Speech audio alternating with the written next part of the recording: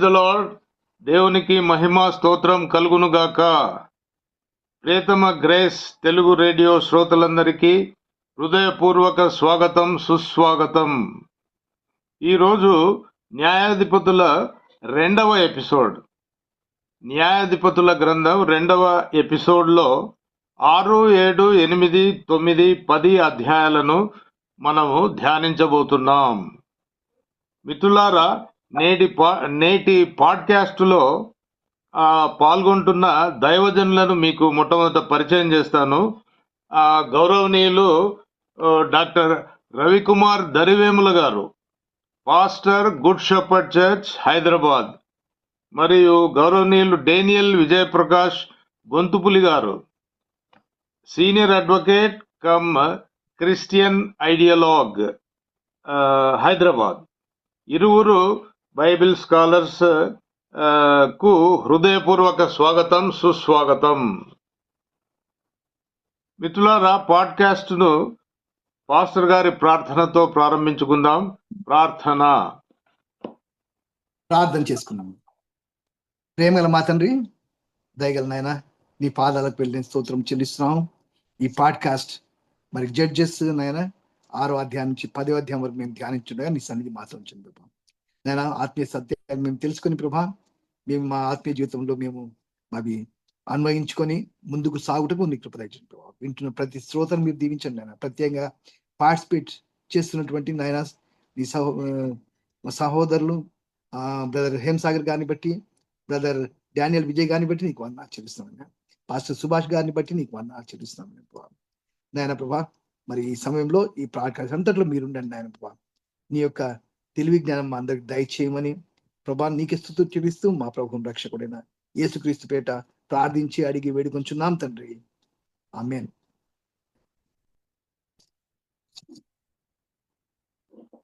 మిత్రులారా,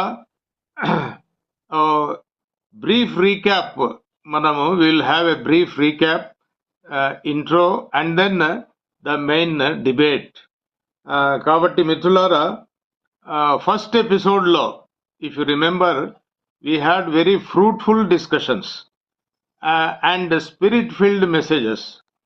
ముఖ్యంగా మిత్రులారా, నాటి ఇశ్రాయేలీయులు దేవునికి అవిధేయులై, when they were disobedient, their disobedience led to distress, deep distress, తీవ్రమైన నష్టాల్లో, కష్టాల్లో వాళ్ళు పడిపోయారు. ఆ విధంగా అటువంటి పరిస్థితుల్లో వాళ్లకు పశ్చాత్తాపం కలిగి దేవునికి మొరపెట్టుకుంటే, దేవుడు కరుణామయుడు కాబట్టి వెంటనే వారి మొరను ఆలకించి ఒక బలమైన నాయకుణ్ణి న్యాయాధిపతిగా వారికి నియమించాడు, వారిని అప్పుడు విమోచించాడు. మిత్రులారా, గత ఎపిసోడ్లో మనము 3 గొప్ప న్యాయాధిపతుల గురించి నేర్చుకున్నాం. ఒత్నియేలు గారు, కింగ్ సౌలు ఏ విధంగా మొట్టమొదటి ఇశ్రాయేలు రాజు అయినాడో, అదేవిధంగా మొట్టమొదటి న్యాయాధిపతి ఒత్నియేలు గారు ఆత్మవశుడై గొప్ప విజయాన్ని ఇశ్రాయేలీయులకు అందించి శాంతి సమాధానాలు ఆనాడు వారికి ఆయన కృషి చేశాడు. అదేవిధంగా Ehud was a military genius, second judge. He was a great military genius and also with a heart of a cunning fox. అంటే for the sake of his country, for the sake of his people, ఆయన ఆ విధంగా ఎగ్లోన్ను ఎంతో గొప్పగా ఆయన హతం చేసినాడు. So that is also a glorious history. So third great judge was Deborah అమ్మగారు. నిజంగా వారు అసలు ఇంకా ఫస్ట్ ఉమెన్ జడ్జ్ ఆఫ్ ఇజ్రాయెల్కే తల్లి ఆమె. She was not only a great judge but also a prophetess, ఒక ప్రవక్తి. అంటే మొట్టమొదటి ప్రవక్తి మిరియమ్మ గారు, తర్వాత 2వ ప్రవక్తి దెబోరా గారు. She was not only a judge and a prophetess, but also a great military general. Great military general, perhaps the greatest. ఎందుకంటే హజోర్ కింగ్డమ్ అన్నది ఈ జబీన్ కింగ్, అతను తర్వాత సిసేరా లాంటి సేనాపతి. It was a super power. ఆ హెజోర్ సైన్యాలను ఊచకోత కోసినారు ఈమె యొక్క సారథ్యంలో. బారాక్ అండ్ ఆమె శిష్యులు, బారాక్ అండ్ అదర్స్ సైన్యాలు, ఇస్రాయేల్ సైన్యాలు. So that was the mighty power of Deborah. 14వ శతాబ్దంలోనే ఉమెన్స్ పవర్, ఉమెన్స్ ఎంపవర్మెంట్ అని దేవుని దయతో ప్రపంచానికి చాటి చెప్పిన గొప్ప మహిళామణి. మిత్రులారా, ఇంకొక గొప్ప మహిళామణి పేరు మనము నేర్చుకున్నాము. అదే ఎపిసోడ్లో ఆ మహిళామణి వచ్చేసి హెబెరు భార్య యాయేలు. ఆమె ఒక సాధారణ మహిళ అయినప్పటికీ అసాధారణమైన ధైర్య సాహసాలతో 900 రథాల సేనాధిపతి సిసేరాను కనతలో మేకును కొట్టి అతన్ని హతం చేసింది. ఇస్రాయేలుకు అద్భుత విజయాన్ని సాధించడంలో ఎంతో గొప్ప పాత్ర ఆమె పోషించింది. సో ఆ విధంగా ఆ ముగ్గురి న్యాయాధిపతుల ఘనమైన చరిత్రను మనము లాస్ట్ ఎపిసోడ్లో చర్చించాము. Now coming back to the today's scripture portion.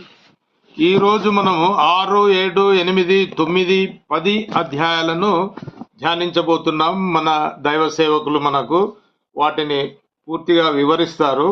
6వ అధ్యాయానికి వస్తే ఓపెనింగ్ లైన్ మీరు ఒకసారి చూడండి. ఇశ్రాయేలీయులు యెహోవా దృష్టికి దోషులైనారు కాబట్టి 7 ఏండ్లు వారిని మిద్యానీయులకు అప్పగించినాడు దేవుడు. ఎందుకు? వారు దోషులైనారు యెహోవా దృష్టికి. కాబట్టి మిద్యానీయుల దెబ్బకు, వారు పెట్టే హింసకు తట్టుకోలేక ఇశ్రాయేలీయులు కొండలకు పారిపోయినారు, గుహల్లో తలదాచుకున్నారంట. కానీ ఇప్పుడు మోడర్న్ డే ఇజ్రాయెల్లో పరిస్థితి, హిస్టరీ రివర్స్ అయిపోయింది. మిత్రులారా, మీరు బాగా కేర్ఫుల్గా గమనించండి.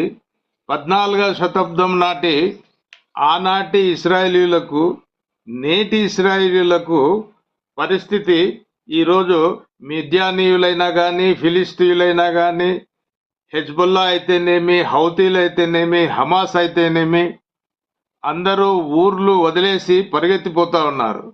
వేలల్లో మంది ఇస్రాయేలు ఎనిమీస్ అందరూ, they are all on the run. కాబట్టి పరిస్థితి మారిపోయింది ఈనాడు. బట్ ఆనాడు ఆ విధంగా విద్యానీయులు ఇస్రాయేలును ఎంతో గొప్పగా హింసించినారు. ఇన్ ద ఇండియన్ కాంటెక్స్ట్కు వస్తే మిత్రులారా, మిద్యానీయులంటే మీకేం గుర్తొస్తుందో మీరు చెప్పగలరా? నాకైతే మణిపూర్ గుర్తొస్తా ఉంది. మణిపూర్లో కూడా మన సోదరులు కుకీజో క్రైస్తవులను 250కి పైగా క్రైస్తవులను ఊచకోత కోసినారు. కోల్డ్ బ్లడెడ్ మర్డర్స్ ఆ విధంగా చంపినారు. 400 చర్చిలను దగ్ధం చేసినారు. తర్వాత 70,000 ఇండ్లను లూటీ చేసి ఆ ప్రాపర్టీని డ్యామేజ్ చేశారు. మోర్ దాన్ 1 lakh క్రైస్తవులు డిస్ప్లేస్మెంట్ జరిగింది. వాళ్ళంతా ఈ హింసకు తట్టుకోలేక ఫారెస్టులో పారిపోయి తలదాచుకున్నారు. ఇప్పటికీ రిహాబిలిటేషన్ క్యాంప్స్, రిలీఫ్ క్యాంప్స్లో వాళ్ళు తలదాచుకుంటున్నారు. ఆ relief camps are being organised by the donations received from the Christians all over India. అంతేగాని ప్రభుత్వం ఏమీ సహాయం చేయలేదు ఇంతవరకు. ఎక్స్గ్రేషియా శాంక్షన్ చేయలేదు, వాళ్లకు proper rehabilitation relief measures take up చేయలేదు, వాళ్లకు ముఖ్యంగా జస్టిస్ అన్నది ఇంతవరకు ఇవ్వలేదు. Great administration. కాబట్టి మిత్రులారా, నాటి ఇశ్రాయేలీయులు 14వ శతాబ్దంలో మిద్యానీయుల 7 ఏండ్ల బాధ నుంచి మమ్మల్ని తప్పించు ప్రభువా అని చెప్పేసి వాళ్ళు ప్రార్థన చేసినప్పుడు దేవుడు కరుణించి ఒక పరాక్రమశాలి అయిన బలాఢ్యుణ్ణి దేవుడు వారికి ప్రసాదించాడు. ఆ యొక్క మహాన్యాయాధిపతి యొక్క చరిత్ర ఈ 6, 7, 8 అధ్యాయాల్లో అది నిజంగా గోల్డెన్ లెటర్స్ తో వ్రాయబడి ఉంది. ఈ మహాన్యాయాధిపతి ఎందుకు అంటున్నానంటే ఆయనకు జరుబ్బాలు అని కూడా పేరుంది. ఆయనకు ఒక టైటిల్ ఇచ్చారు. Because he destroyed the Baal the god of Canaanites or the Midianites. దేవుని ఆజ్ఞ శిరస వహించి యోవాషు కట్టిన బలిపీఠాన్ని, బాలు విగ్రహాన్ని ధ్వంసం చేసినాడు. ఆయన వెంటనే ధ్వంసం చేసి యెహోవాకు బలిపీఠం కట్టిన మునగాడు. కాబట్టి అతన్ని గొప్ప న్యాయాధిపతి అని చెప్పేసి అన్నారు. అంతేకాదు ఆయన చేసిన యుద్ధాలు, అఫ్ కోర్స్ దేవుని దయతో, దేవుని ప్రణాళిక చొప్పున అతడు ఎన్నో గొప్ప యుద్ధాల్లో గొప్ప విజయం సాధించాడు. మిద్యానీయులైతేనేమి, అమ్మోనేలు, ఇతరులను కూడా ఆయన ఓడించాడు. మిద్యానీయుల ప్రిన్సెస్ను, రాజును ఘోరంగా ఆయన హతం చేశాడు. సో ఆనాడు ప్రపంచమంతా ఒకే ఒక నినాదం వినిపించిందంట, యెహోవా ఖడ్గం, గిద్యోను ఖడ్గం, యెహోవా ఖడ్గం, గిద్యోను ఖడ్గం. కాబట్టి మిత్రులారా, అంతేకాదు ఇంకొక ప్రధానమైన క్యారెక్టరిస్టిక్ నేను మీకు మీ ముందుకు తీసుకొని వస్తాను. 14వ శతాబ్దము నుండి నేటి వరకు, అంటే ఈవెన్ టుడే 2026లో కూడా దేవుని సేవలో గిద్యోను గారు ఎంతో ఘనంగా వాడబడుతూ ఉన్నారు. ఇది మీకు ఆశ్చర్యకరంగా ఉందా మిత్రులారా? ఇది ఏమైనా రిడిల్ లాగా మీకు వినిపిస్తుందా? కాదు, this is a gospel truth. అదే గిడియోన్స్ ఇంటర్నేషనల్. గిడియోన్స్ ఇంటర్నేషనల్ రూపంలో క్రైస్తవ్యానికి, దేవుని రాజ్య వ్యాప్తికి ఎంతో ఘనమైన కృషి చేస్తూ ఉంది గిడియోన్ ఇంటర్నేషనల్. 1889లో ప్రారంభమైంది ఈ సంస్థ. 3 American travelling businessmen, John Nicholson, Samuel Hill and Will Knights అనే 3 క్రైస్తవ యోధులు, వారు గిద్యోనుతో బాగా ఇన్స్పైర్ అయ్యి వారు ఈ యొక్క గిడియోన్స్ సంస్థను ప్రారంభించారు. ఫ్రీ బైబిల్స్ పంపిణీ, ఫ్రీ బైబిల్స్ నేటికి 4 బిలియన్ల బైబిళ్లను వారు పంపిణీ చేశారు. ఇది ఒక గ్రేట్ అన్బీటబుల్ రికార్డ్. కాబట్టి మనము ఈ విధంగా గిడియోన్ ఇంటర్నేషనల్స్ ద్వారా చేస్తున్న సేవ కొరకై నిత్యము మనము ప్రార్థించాలి. మిత్రులారా, 9వ అధ్యాయానికి వస్తే అబీమెలెకు అనే ఒక న్యాయాధిపతి ఉన్నాడు. ఈ అబీమెలెకు గారి చరిత్ర నిజంగా అది ఒక రక్త చరిత్ర. మనకైతే ప్రేరణ కాదు, కానీ హెచ్చరిక, ఒక కనువిప్పు. ప్రస్తుత ప్రపంచంలో కూడా మీరు చూస్తే ఎన్నో దేశాలలో రక్త చరిత్ర కలిగిన నాయకులు దేశాధినేతలుగా కొనసాగుతూ ప్రజలను, ముఖ్యంగా పేద ప్రజల రక్తాన్ని జలగల్లా పట్టి పీడిస్తున్నారు. సో ఇటువంటి వారి గురించి కూడా ప్రతి క్రైస్తవ గృహంలో చర్చ జరగాలి. అబీమెలెకు కూడా సిసెరా లాంటి చావే చచ్చాడు చివరి అంకంలో. Those who live by sword will perish by the sword అన్నది ఇక్కడ నిర్ధారణ అయ్యింది. మిత్రులారా, అదేవిధంగా 9వ అధ్యాయంలో యోతాము, గిద్యోను కుమారుడి యొక్క చెట్ల ఉపమానం, ద పారబుల్ ఆఫ్ ట్రీస్, అది కూడా నిజంగా ఎంతో భావగర్భితమైనది. దాన్ని ప్రధాన చర్చలో బహుశా మనం దాని గురించి నేర్చుకునవచ్చును. అదేవిధంగా 10వ అధ్యాయంలో తోలా, యాయిరు లాంటి మైనర్ జడ్జెస్ ఉన్నారు. వీరి చరిత్ర చిన్న ఒక పారాగ్రాఫ్ లో రాయబడింది కాబట్టి వారిని మైనర్ జడ్జెస్ అంటున్నాము. కానీ వీరి సమయము తర్వాత ఇస్రాయేలు మరోసారి ఆధ్యాత్మిక పతనం, సామాజిక విచ్ఛిన్నం, రాజకీయ బానిసత్వానికి గురైంది. సో మిత్రులారా, మిగతా with this brief introduction, so I am inviting our learned Bible scholars for a debate on the scripture portion. Accordingly, the first question goes to our learned advocate. 6-7 అధ్యాయాలలోని గిద్యోను చరిత్రను నేటి సంఘానికి అన్వయిస్తూ మీ సందేశం ఇవ్వండి సార్. మీకు 15 నిమిషాలు సమయం. Thank you very much. Thank you. Praise God. Just before going into the topic, మీరు ఇందాక రేస్ చేశారు కాబట్టి మణిపూర్ది I just would like to add a point on that.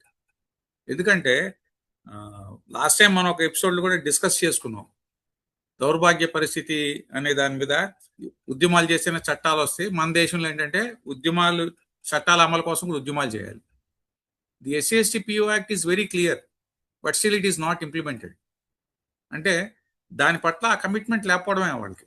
Act అంత స్పష్టంగా ఉన్నప్పుడు, ప్రతి సెక్షన్ స్పష్టంగా ఉన్నప్పుడు దాన్ని అమలు చేసే యొక్క అధికారులు ఎవరైతే ఉన్నారో వాళ్ళకి దాని మీద ఇది లేదు, పాలకులకు కూడా దాని మీద ఇది లేదు. వీళ్ళ ప్రయారిటీస్ వేరు. దానిలో ఒక చిన్న example, for example section 4 has become more elaborate now, amendments అయినాక. అంటే ఎంత ఎలాబొరేట్ అయిందంటే, if the SHO fails to register the case with appropriate section, he is punishable under section 4. So అటువంటిది అయింది. సిమిలర్లీ కోర్ట్స్, స్పెషల్ కోర్ట్స్, దాన్ని trial చేయడానికి exclusively special courts ఉండాలి. ఎక్కడ లేవు. Across the country hardly we may have around 10 across the country, hardly 10 ఉంటాయి. ఈ ఉన్న ఎగ్జిస్టింగ్ కోర్ట్స్ అంటే దే ఆర్ డెసిగ్నేటెడ్ కోర్ట్స్. అక్కడ least priority atrocity cases trials, first priority MOP ఇట్లాంటి కేసులు ఉంటాయి, least priorities atrocity cases, and the whole budget is spend from the social welfare department. So ఇట్లాంటివి చాలా దుర్మార్గమైనవి చాలా ఉన్నాయి. కాబట్టి మనమే చేసుకోవాలి. మీరు అన్నట్టు మనమే చేసుకోవాలి, మనమే సహాయం చేసుకోవాలి. ప్రభుత్వానికి మనం అంటే ఇష్టం లేదు, మన మీద ప్రేమ లేదు. సో ఇవాళ ఆంధ్రాలో చూస్తున్నాం, ప్రతి దగ్గర చూస్తున్నాం. ఆంధ్రాలో దాన్ని ఆక్విడ్ ఇన్సిడెంట్ తీసుకుంటే, Christians are no way concern with it. Christians are no way concern with that incident. ఆ ఇన్సిడెంట్ ఏంటి? అంతకుముందు అక్కడ ఏదో దేవాలయం ఉంది, ఇప్పుడు ఒక దేవాలయం ఉంది, దానికంటే ముందు రామాలయం ఉంది అన్నాడు. బట్ దాన్ని పూజించే వాళ్ళు మాలవాళ్ళు, SC కులానికి చెందిన మాలవాళ్ళు, ఆ దేవాలయానికి వెళ్ళేవాళ్ళు. వాళ్ళు they raise an objection. Christians has nothing to do with it. So that is a different issue. కానీ unnecessary we are brought in to the picture. మనమే టార్గెట్ చేయడం కోసం దాన్ని అడ్డం పెట్టారు. సో ఇట్లా ప్రతిదీ కూడా అలాగే జరుగుద్ది. కాబట్టి చాలా అప్రమత్తం ఉండాలి. ఎందుకంటే చివరి దినాలకు వచ్చాం. గర్జించి సింహాలే, శత్రువు సైతాన్ తిరుగుతున్నాడు కాబట్టి మనం చాలా జాగ్రత్తగా ఉండాలి. So now let us go on to the topic. 6-7 అధ్యాయాలు అనేది చాలా ఇవాళ సంఘానికి చాలా ముఖ్యం. నేను ప్రతిది కూడా ఇవాళ సంఘానికి రిలేట్ చేసి చెప్పేస్తాను ఒకేసారి. ఎందుకంటే 6-7 అధ్యాయాలు మనం చూసినట్లయితే ఇవాళ సంఘాలకి అది లోపిస్తుందా? ఆ రోజు ఇశ్రాయేలీలకి ఏదైతే లోపించింది, వాళ్ళ మన సంఘాల్లో క్రైస్తవులు కూడా అది లోపిస్తుందా అనే ప్రశ్న మనం ఎప్పటికప్పుడు వేసుకోవాల్సిన అవసరం ఉంది. ఈ 2 అధ్యాయాలు కూడా ఏం చెప్తున్నాయంటే, మనం మూలంగా చూసినట్లయితే, ఆన్ ది హోల్ చూసినట్లయితే, దేవుని పట్ల మనం చాలా భయభక్తులు కలిగి, విశ్వాసంతో, భయంతో, భక్తిగా, నీతిగా, పరిశుద్ధంగా మన జీవితాంతం జీవించాలి. ఎటువంటి స్కోప్ ఇవ్వకుండా జీవించాలి. జీవించకపోతే మనం ఇటువంటి పరిస్థితుల్లోకి మనం వస్తామనేది ఇది చాలా స్పష్టంగా ఇక్కడ మనకి తెలుస్తుంది. 6వ అధ్యాయంలో 1-6 వరకు చూస్తే మనం ఇక్కడ ఏంటంటే, కష్ట సమయాల్లో, అంటే మనం ఎప్పుడైతే కష్ట సమయాల్లో ఉంటామో అప్పుడు దేవుడు ఆ కష్ట సమయాలు వాడుకొని మనల్ని ఆయన వైపు తిప్పుకుంటాడు. మనం తిరగడం కదా, ఆయనే మనల్ని ఆయన వైపు తిప్పుకుంటాడు. సో ఇప్పుడు కూడా ఆయన దానికోసం చూస్తూ ఉంటాడు. ఇక్కడ కూడా చూస్తే ఇదే సిచ్యుయేషన్ వల్ల మన క్రైస్తవులు వాళ్ళ సంఘాల్లో కూడా జరుగుతుంది. వాళ్ళు చూడండి, ఎందుకు 7 సంవత్సరాలు పట్టింది వాళ్ళకి? దేవుడు నిర్ధారించాడు 7 సంవత్సరాలు. దేవుడు నిర్ధారించలేడని చెప్పడానికి మనం బైబిల్లో ఉదాహరణలు తీసుకుంటే, నినివే పట్టణానికి పోయి యోనాని బోధించమంటాడు. యోనా బోధించినాక వాళ్ళు మారిపోతారు. సిమిలర్లీ హిజ్కియాకి నీ ఇల్లంతా చక్కబెట్టుకో అంటాడు. నువ్వు చనిపోతావు, నీ ఇల్లంతా చక్కబెట్టుకోమంటే వెంటనే దేవుడితో తిరిగి ఆయన ప్రార్థించగానే 15 సంవత్సరాలు ఇచ్చాడు. సో ఇక్కడ కూడా ఆ 7 సంవత్సరాలు ఎందుకు పట్టింది అనేది మనం చూస్తే, వాళ్ళు వాళ్ళ సాయశక్తిలో ప్రయత్నం చేస్తున్నారు. ఇది కాదు ఇది ఏదో ఒక రకంగా సాయశక్తులు ప్రయత్నం చేసి మన శక్తితో మనం సాధించుకోగలం అనే దిశగా వాళ్ళు చేశారు కాబట్టి 7 సంవత్సరాలు పట్టింది. కానీ అల్టిమేట్గా వాళ్ళ వల్ల కానప్పుడు హేయమైన పరిస్థితి వచ్చి అసలు వాళ్ళకి ఏమి లేకుండా ఏది మనం అంటాం లోకస్ అని రాసింది కదా ఇంగ్లీష్ బైబిల్లో. సో అటువంటి వచ్చి కూడా పంటను నాశనం చేసే రీతిలో వాళ్ళకి ఏమి లేకుండా సర్వనాశనం చేశారు. సర్వనాశనం చేసిన దానిలో గిద్యోను కూడా ఏం చేస్తున్నాడు, చాలా జాగ్రత్తగా సీక్రెట్గా తన పంటని నూర్చుకుంటున్నాడు. అది స్పష్టంగా రాయబడి ఉంది మనకి. సో ఈ సిచ్యుయేషన్లో వాళ్ళు అప్పుడు ఇంకేమి చేయలేని పరిస్థితిలో దేవుడి వద్దకు తిరుగుతారు.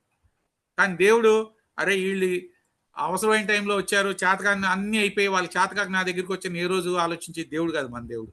ఎప్పుడైతే మనం ఆయన వైపు చూస్తామో ఆయన వెంటనే మనం ఒక అడుగేసి ఆయన 100 అడుగులు ముందుకేసి వచ్చి మనకి సహాయం చేస్తాడు. సో ఇక్కడ అది చాలా స్పష్టంగా వాళ్ళకి రాయబడి ఉంది.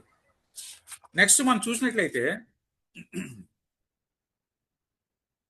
ఇక్కడ 11, 12 వచనాలు చూస్తే, నా కుమారుడా యెహోవా శిక్షను తృణీకరింపవద్దు, ఆయన గద్దింపునకు విసుకవద్దు. 12 చూస్తే, తండ్రి తనకు ఇష్టడైన కుమారుని గద్దించు రీతిగా యెహోవా తాను ప్రేమించు వారిని గద్దించును. ఇవి actual sorry I could not say the reference. Proverbs 3:11-12 ఉంది. So 3:11 and 12 Proverbs. సో నా కుమారుడా యెహోవా శిక్షను తృణీకరింపవద్దు, ఆయన గద్దింపునకు విసుకవద్దు, తండ్రి తనకి ఇష్టడైన కుమారుని గద్దించు రీతిగా యెహోవా తాను ప్రేమించు వారిని గద్దించును. సో దేవుడు అంటే మన నిజ జీవితం కూడా తీసుకుంటే నాకు I had a similar experience. మా నాన్నగారు నన్ను బాగా ఎక్కువ చెక్ చేసేవాడు, ఎక్కువ స్ట్రిక్ట్గా చూసేవాడు. ఎందుకంటే నేను కొద్దిగా దుడుకోండి గొడవలు ఆటలోకి వెళ్తా అని చెప్పి బాగా స్ట్రిక్ట్గా చూసేవాడు నన్ను. బట్ ఏంటి మిగతా వాళ్ళ కాకుండా నన్ను ఏంటి అది భూతత్వంలో పెట్టి చూస్తాడు, నన్ను బాగా ఎక్కువ గమనిస్తాడని బాధపడేవాడు. ఆయన being in the police department ఆయన చాలా కాషియస్గా ఉండేవాడు. ఒకవేళ నా నుంచి ఆయనకి ఏమైనా ఇది అవుతుందో నేను అక్కడ నిక్కుంటాను గొడవల్లో అని. కానీ లాస్ట్కి వచ్చే నేను తెలుసుకుంది ఏంటంటే అందరికంటే ఎక్కువ నన్ను ప్రేమించేవాడు. అరే నువ్వు లేని నేను ఉండలేను, నువ్వు నాకు కావాలి, నువ్వు నాతోనే ఉండరా అన్నాడు లాస్ట్లో. సో అట్లా దేవుడు కూడా మనల్ని బాగా ప్రేమిస్తాడు. మన మనుషుల్నే మనకి ఇంత ప్రేమ ఉన్నప్పుడు మనం సృష్టించిన దేవుడు మనల్ని ఇంకా బాగా ప్రేమిస్తాడు. కాబట్టి దేవుడు మనల్ని శిక్షిస్తున్నాడు. ఈ వాక్యాలను బట్టి మనం తెలుసుకుంది ఏంటంటే ఆయన మనల్ని బాగా ప్రేమిస్తున్నాడు కాబట్టి సరైన మార్గంలో పెట్టడం కోసం మనల్ని బాగా ట్రైన్ చేస్తున్నాడు. ఈ ట్రైనింగ్ ఆ పాజిటివ్ కోణంలో ఎప్పుడు కూడా చూడాలి. మనం ప్రతిది కూడా ఆ పాజిటివ్ కోణంలో మనం చూడాల్సిన అవసరం ఉంది అట్లాగే ఇంకోటి ఏంటంటే దేవుడు మనం చేసిన దానికంటే అత్యధికంగా చేస్తాడు. సో అందుకనే మనం ఏంటంటే ఎటువంటి పరిస్థితులు ఆయన దగ్గరికి వెళ్ళినా ఆయన అద్భుత కార్యాలు చేసి మనం రక్షిస్తాడు. ఆ రోజు ఇశ్రాయేలుని ఐగుప్తుని తీసుకొచ్చిన ఈ రోజు వరకు కూడా వాళ్ళని మనం కాపాడుతున్నాడంటే దేవుడు ఆయన ప్రేమించిన జనాంగం, ఎన్నుకున్న జనాంగం, వెలబెట్టుకున్నాడు కాబట్టి ఆయన ఆ రీతిలో మనల్ని చూస్తాడు. వాళ్ళనే కదా అందరిని కూడా ఆయన చేస్తాడు. అట్లాగే ఇక్కడ మనం చూసినట్లయితే గిద్యోనికి సంబంధించి మనం చూసినట్లయితే ఆయన సంపూర్ణంగా దేవుడికి సరెండర్ అయ్యాడు. He surrendered completely to God. ఎందుకంటే దేవుడు ఆయనకి ఏదైతే చెప్పాడో దాన్ని తూచా తప్పకుండా దేవుడు ఏదైతే ఆజ్ఞాపించాడో దాన్ని పాటించాడు, దాన్ని స్పష్టంగా పాటించాడు. అలాగే ఇక్కడ మనం చూసినట్లయితే ఒకసారి హెబ్రీలు 11 అధ్యాయం, హెబ్రీలు 11 ఐ థింక్ ఇట్స్ 32 అనుకుంటా. దానిలో స్పష్టంగా గిద్యోని పేరు రాయబడి ఉంది. దేవుడు ఒక్కొక్కరి గురించి చెప్పుకుంటూ వస్తూ దానిలో అక్కడ అబ్రహాం దగ్గర నుంచి మొదలుపెట్టి మోషే దగ్గరికి వచ్చినాక ఆ తర్వాత పేరు మొట్టమొదటి గిద్యోని పేరే ఉంది. గిద్యోని పేరే ఉంది. I just give that reference. హెబ్రీయులు 11 అధ్యాయం 32. ఇకను ఏమి చెప్పుదును, గిద్యోను, బారాకు, సంసోను, యోఫ్తా, దావీదు, సమూయేలు వారిని గూర్చి ప్రవక్తలను గూర్చి వివరించుటకు సమయం చాలదు. సో స్పష్టంగా గిద్యోని పేరు రాయబడి ఉంది అక్కడ. సో అంత ఇది ఉంది, ఆయనకి అంత ఇంపార్టెన్స్ ఉంది. సో అది మీరు చెప్పినట్టు still we need to hold it and carry that what has Gideon showed us అనేది చాలా ముఖ్యంగా మనం గమనించుకోవాల్సిన అవసరం ఉంది. నెక్స్ట్ ఇక్కడ మనం వచ్చినట్టు చూస్తే యోహాను 1:12 తను ఎందరు అంగీకరించురో వారికి అందరికీ అనగా తన నామమందు విశ్వాసం ఉంచిన వారికి దేవుడు పిల్లలగుటకు ఆయన అధికారం అనుగ్రహించును. సో దేవుడు మనల్ని ఎన్నుకున్నాడు లేదనే ప్రశ్న ఎప్పుడు వస్తూ ఉంటుంది మనకి. ఏమో ఆయన ఇశ్రాయేలీలకి దేవుడు మనకు కాదా, భారతీయులకు కాదా, భారతీయులు ఉన్న క్రైస్తవులు కాదా అనేది ఒక్కోసారి మనం చూసిన కష్టాల నుంచి ఇవాళ నేటి ఉన్న క్రైస్తవులకో సంఘానికి అది వస్తూ ఉంటుంది. ఏంటి మనం ఇంత అవమానకర పరిస్థితిలో జీవిస్తున్నాం, మనల్ని ఇంత అవమానంగా చూస్తున్నాం, ఇంత హీనంగా చూస్తున్నాడంటే ఈ వాక్యం ఆయన ఏంటంటే అందరూ దేవుని పిల్లగుటకు ఆయన అధికారం అనుగ్రహించారు, మనందరికి కూడా అనుగ్రహించారు. అట్లాగే యోహాను 15 చూస్తే దాసుడు తన యజమానుడు చేయి దాని ఎరుగడు కనుక ఇక మిమ్మును దాసులను పిలవక స్నేహితులను పిలుచున్నాను, ఎందుకనగా నేను నా తండ్రి వలన వినిన సంగతులన్నిటి మీకు తెలియజేస్తుంది. సో ఆయన తండ్రి దగ్గర ఏవైతే సంగతులు ఉన్నాడో అవన్నీ కూడా మనం తెలియజేశాడు కాబట్టి మనల్ని స్నేహితులని అంటున్నాడు. అట్లాగే ఎఫెసీయులు 2:10 చూస్తే, మరియు వాటి యందు మనం నడుచుకున్న వలనని దేవుడు ముందుగా సిద్ధపరిచిన సత్క్రియలు చేయుటకై మనం క్రీస్తు యేసునందు సృష్టింపబడిన వారమై ఆయన చేసిన పని అయి ఉన్నాము.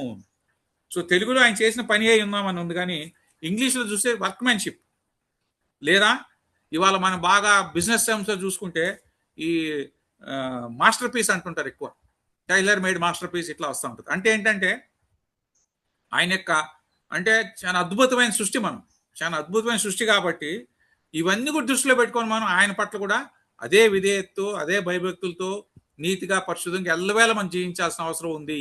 లేదంటే ఉగ్రతకి లోన్ అవుతామని చాలా స్పష్టంగా ఇక్కడ మనకి ఇస్తుంది. అట్లాగే ఫిలిప్పీలు 3:20 చూస్తే, మన పౌరస్థితి పరలోకమందు ఉన్నది. సో మన పౌరస్థితి ఎక్కడుంది? పరలోకమందు ఉంది. సో పరలోకమందు అంటే మన దేవుడు. సో ఆ విశ్వాసంతో ఎప్పుడైతే మనం ఉంటామో ఖచ్చితంగా ఇక్కడ మనకి ఎటువంటి ఆటంకం రాదు, మనకి ఏమి జరగదు. మనం హ్యాపీగా ఎప్పుడు కూడా బ్రహ్మాండంగా మంచి పరిస్థితుల్లో మనం జీవించడానికి అవకాశం మనకు ఉంటుంది. అట్లాగే 1 కొరింథీయులు 6:20 కూడా చూస్తే, విలువ పెట్టి కొనబడిన వారు గనక మీ దేహంతో దేవునికి మహిమ పరచుడి. సో మనల్ని విలువ పెట్టి కొన్నాడు ఆయన. సో విలువ పెట్టి కొన్నాడు కాబట్టి మనం చాలా జాగ్రత్తగా ఉండాల్సిన అవసరం ఉంది. అట్లాగే రోమీ 8:30 చూస్తే, క్రీస్తు ప్రేమ నుండి మనలను ఎడబాపు వాడెవడు. సో ఇవన్నీ కూడా దృష్టిలో పెట్టుకుని ఎప్పుడు కూడా మనం నిత్యం కూడా జాగ్రత్తగా మనం భద్రపరచుకుంటూ మన కుటుంబాలని అలాగే మన సంఘాన్ని కూడా చేసుకుంటూ మనం ముందుకు వెళ్ళాల్సిన అవసరం ఉంది. రెండోది ఏంటంటే, దేవుడు మన పట్ల ఉండి ఆయన కార్యాలు చేస్తాడు.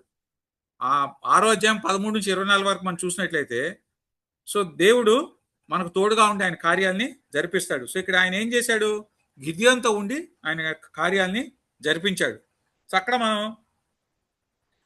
చాలా స్పష్టంగా చెప్పాడు 16:6లో, నేను నీకు తోడే ఎందును గనక ఒకే మనుష్యుని హతము చేసినట్లు మిద్యానీయులను నువ్వు హతం చేయదు అని చెప్పాడు ఆయన.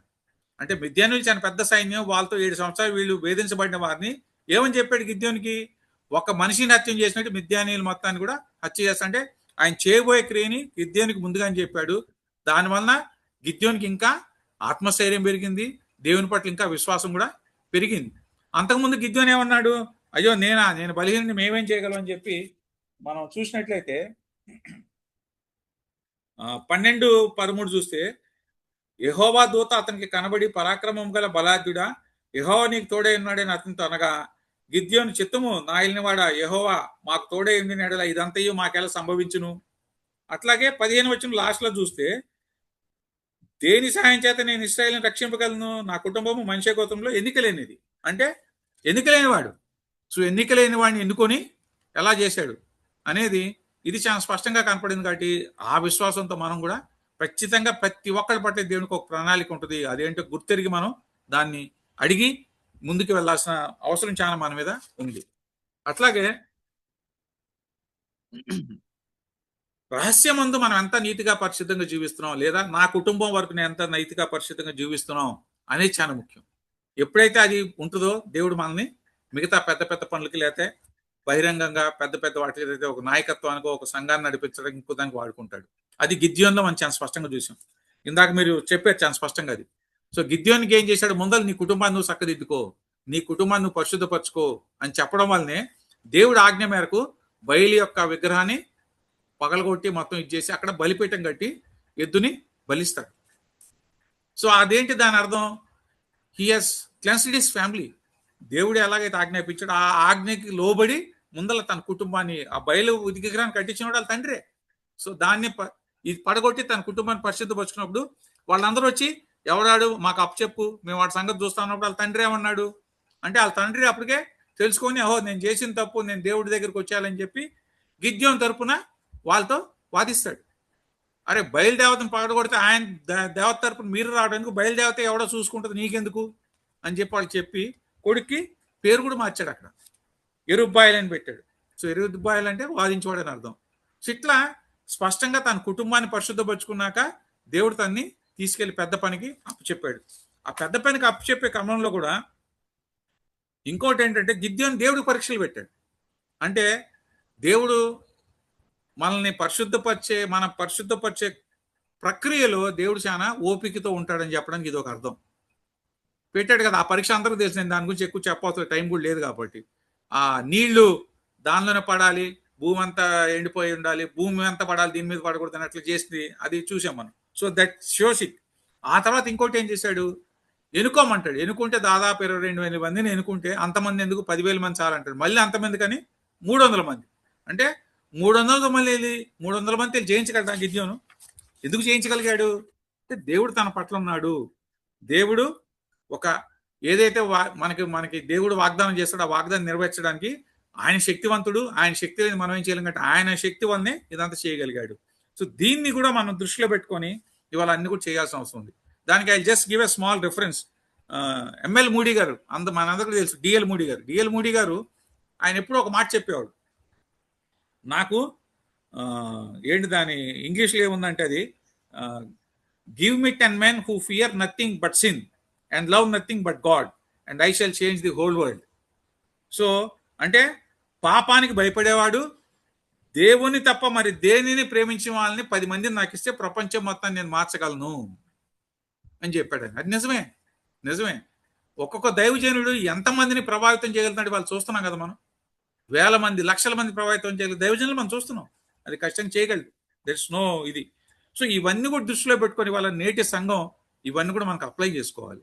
ఏంటి, వాళ్ళని చూసి మనం ఇవన్నీ కూడా మన జీవితాల్లో మనం అమలు చేసుకుంటున్నామా లేదా, మనల్ని మనం చక్కదిద్దుకుంటున్నాం లేదా, మన కుటుంబాన్ని మనల్ని మనం చక్కదిద్దుకొని సంఘాన్ని మనం ఎలాగ మంచి మార్గంలోకి నడిపించగలుగుతాం అనేది మనందరూ కూడా ఆలోచించాలని చెప్పి తెలియపరుస్తూ నేను ముగిస్తున్నాను. Thank you. Thank you Vijay గారు. Wonderful message. గిద్యోను యొక్క రిలవెన్స్ను మోడర్న్ డే క్రిస్టియన్స్ కన్నది చాలా అద్భుతంగా వివరించారు. ఒక అడుగు దేవుని వైపు వేస్తే ప్రభువు 100 అడుగులు మన వైపు ముందుకు వస్తాడు అని చెప్పి చాలా క్యాచీ ఫ్రేజ్ను మీరు తెలియజేశారు. And this phrase sums up your entire message. Thank you very much. We will move to the next question. Pastor గారికి, సార్, 8వ అధ్యాయం నేటి క్రైస్తవులకు ఏమి పాఠాలు నేర్పిస్తుంది? మీ సందేశంలో వివరించండి సార్. మీకు 10 నిమిషాల సమయం. Thank you very much.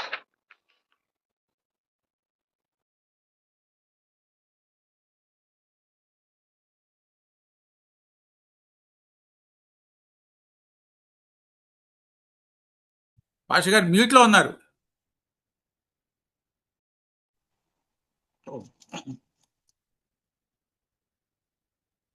గిద్యోను మరి ఈ యొక్క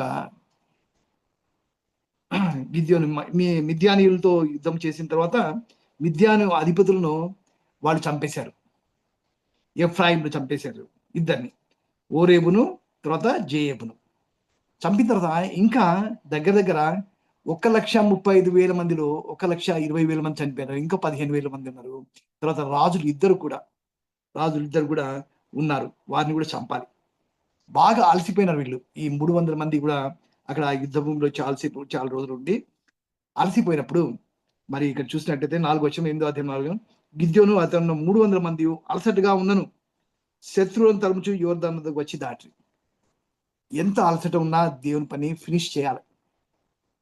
అది మనం ఎప్పటికీ అలసిపోకూడదు. దేవుని వాక్యం ఏముందంటే కొరింథీయులకు రాసిన పత్రిక మొదటి పత్రిక 15వ అధ్యాయం 58 చూస్తే, మీ ప్రయాసము ప్రభునందు వ్యర్థం కాదని ఎరిగి స్థిరులను కదలని వారును ప్రభు కార్యాభివృద్ధి అందును ఎప్పటికీ ఆసక్తులై ఉండ్రి. మనం అలసిపోకూడదు, ఎప్పటికీ ఆసక్తులుగా ఉండాలా. ప్రభు కార్యాభివృద్ధి అందు ప్రభు పని చేయాలా అనే పట్టుదల మనకు ఉండాలి. మన నాయకులు పట్టుదల కలిగి ఉండాలి, మరి ప్రజలు కూడా ఆ విధంగా ఉండాలి అని దేవుని వాక్యంలో బోధిస్తుంది. ఇంకొక వాక్యం ఏం చెప్తుంటే గలతీయులకు రాసిన పత్రిక 6:9 చూసినట్లయితే, మనము మేలు చేయుట యందు విసుగక ఎందుము, మనము అలయక మేలు చేస్తే తగిన కాలమందు పంట కూతుంది. మేలు చేయుట యందు విసుగక ఎందుము దేవుని వాక్యం ఉంది. అంటే మనము దేవుని బిడ్డలు పని చేస్తుంటే వాళ్ళకి సహాయం చేయాలి. అంతేకాదు దేవుని బిడ్డలుగా మనము దేవుని వాక్యంను మరి ఇతరులకు షేర్ చేసుకోవాలి, సువార్త చెప్పాలి, దేవుని పని చేయాలి నమ్మకంగా. ఇక్కడ ఈ వెళ్తూ వెళ్తూ అలసిపోయినారు కదా అని చెప్పేసి అక్కడ సుక్కోతు ప్రజలు, అయ్యా మా వాళ్ళు అలసిపోయినారు, కొద్ది ఆహారం ఇవ్వండి అంటే వాళ్ళు సపోర్ట్ చేయలేదు. వాళ్ళు మేలు చేయగలిగి ఉంటే మేలు చేయలేదు. నిజంగా మరి దేవుని బిడ్డలే దేవుని పరిచర్యకు సహాయము సహకారాలు అందించడం లేదు. మరి ఈ రోజుల్లో కూడా మరి దేవుని పని చేస్తుంటే మనం ఎంతమంది సపోర్ట్ ఇస్తున్నాం. అంతేకాదు పెనుయేలు వారు 8వ వచనం చూస్తే పెనుయేలు వారు కూడా వీరికి ఆహారం ఇవ్వకుండా వీళ్ళని వెళ్ళగొట్టినట్టుగా చూస్తున్నాం మనం. మా సైనికులు 300 మందే వాళ్ళు ఆకలిగా ఉన్నారు, అలసరిగా ఉన్నారు, వాళ్ళకి కొద్దిగా ఆహారం ఏమంటే సుక్కోతు వాళ్ళు కాదు, పెనుయేలు వారు కూడా మరి సపోర్ట్ చేయలేదు. దేవుని బిడ్డలుగా మరి దేవుని పరిచర్యలో ఉంటే మనం ఒకరికొకరు సహాయం చేసుకోవాలని దేవుడు మరి రోజు మనతో వాళ్ళు చెప్తున్నాడు. మనం ఒకవేళ అలా చేస్తే గాడ్ విల్ గివ్ పనిష్మెంట్. ఇక్కడ అయితే గిద్యోని ఉన్నటువంటి 16వ వచనంలో ఊరి పెద్దలను పట్టుకొని నూర్చు కోయలను బొమ్మ చేయమని తీసుకుని వాటి వలన సుక్కోతు వారికి బుద్ధి చెప్పాను, వాళ్ళకి పనిష్మెంట్ ఇచ్చాడు. అంతేకాదు పెనుయేల్లో ఎవరైతే అబ్జెక్ట్ చేశారో ఆ కొంతమందిని చంపేసేసాడు గిద్యోను. మరి గిద్యోను తర్వాత ఫైనల్ గా మరి గిద్యోను ఆ జెబహును సల్మున్నాను ఇద్దరిని కూడా ఫైనల్ గా ఎరికో మిద్యానీయుల రాజులను మరి ఆయన చంపేసినట్టుగా చూస్తున్నాం. చంపేసిన తర్వాత ఏమైందంటే ఆ వాళ్ళ యొక్క ఒంటెల మీద ఉన్నటువంటి ఆ చంద్రహారాలను తీసుకున్నాడు, ఆ బంగారమైనటువంటి ఆ చంద్రహారాలు తీసుకున్నాడు. అంతేకాదు గిద్యోను ఏం చేశాడంటే, నేను అక్కడ ఉండే ఇశ్రాయేలీయులందరూ కూడా గిద్యోనుతో, అయ్యా నువ్వు మాకు రాజుగా ఉండాలి, నువ్వు మమ్మల్ని రక్షించినావు కదా అని చెప్పేసి అంటుంటే, గిద్యోను రక్షించడం ఏంది? చాలా మందికి ఏంటంటే మరి దేవుని పని మనం చేస్తాం, దేవునికి క్రెడిట్ రావాలా, దేవునికి మహిమ రావాలా. ఇక్కడ గిద్యోను ఏమంటున్నాడంటే, అయ్యా నేను ఏలును, నా కుమారుడు ఏలుడు, కానీ యెహోవా ఏలుతాడు. కానీ అక్కడ ఉండే ప్రజలకు ఎటువంటి ఇంప్రెషన్ ఉంది? గిద్యోను మమ్మల్ని రక్షించాడు అనే ఆలోచన ఉంది, దేవునికి రాలేదు ఆ మహిమ. సో మన నాయకులు, క్రైస్తవ నాయకులు ఏం చేస్తున్నారంటే ఈరోజు దేవునికి మహిమ రాకుండా వాళ్ళకు మహిమ రావాలని కోరుతుంది.